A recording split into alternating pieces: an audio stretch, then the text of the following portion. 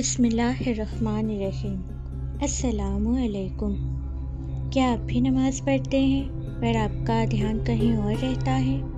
क्या आप भी नमाज में फ़ोकस नहीं कर पाते?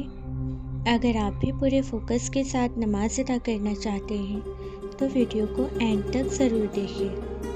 अल्लाह हम सबको 5 वक्त की नमाज अदा करने की और हमें सही तरीके से नमाज पढ़ने की तौफीक दे और हमारी नमाज कबूल फरमाए। कमेंट में आमीन ज़रूर लिखिएगा। आइए कुछ टिप्स जानते हैं नमाज में फ़ोकस करने के। नमाज में दिल लगाना कोई रातों रात होने वाला काम नहीं है, बल्कि ये एक प्रैक्टिस है। इन 5 पॉइंट्स को थोड़ा डिटेल में जानते हैं। अल्लाह से बात करने का एहसास।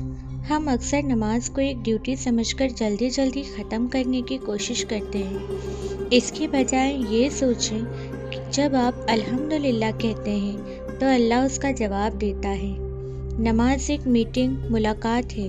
अगर आप किसी बड़े मिनिस्टर या बॉस से मिलने जाएं तो क्या आपका ध्यान भटकेगा?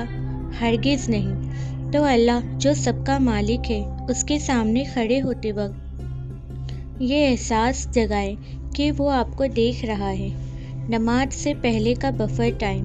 नमाज के लिए बिल्कुल आखिर वक्त पर भागते हुए ना जाएं। जब आप भागते हुए मुसल्ले पर खड़े होते हैं तो आपका जिस्म तो पहुंच जाता है मगर दिमाग वहीं दुनिया के कामों में रहता है। अजान होते ही काम रोक दें और 2 या 5 मिनट पहले मुसल्ले पर बैठ जाएं। इससे दिमाग शांत रिलैक्स हो जाएगा और नमाज में ध्यान लगाना आसान हो जाएगा। थोड़ी सी अरबी सीखें।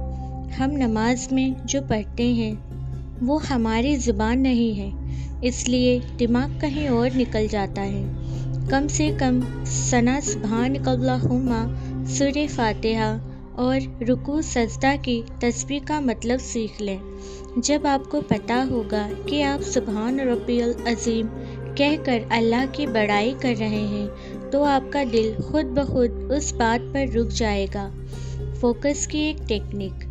अगर नमाज में बहुत ज़्यादा ख्याल आए तो ये तरीका आजमाएं। जो आयत आप पढ़ रहे हैं उसके अल्फाज वर्ड्स पर ध्यान दें। मान लीजिए आप कुल हुवल्लाहु अहद पढ़ रहे हैं तो आपने दिमाग में उन लफ्ज़ों को बनते हुए देखें या उनकी आवाज़ को अपने कानों से सुनने की कोशिश करें।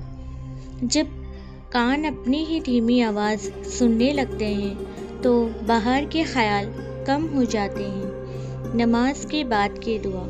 नमाज ख़त्म करने के बाद फ़ौरन ना उठे।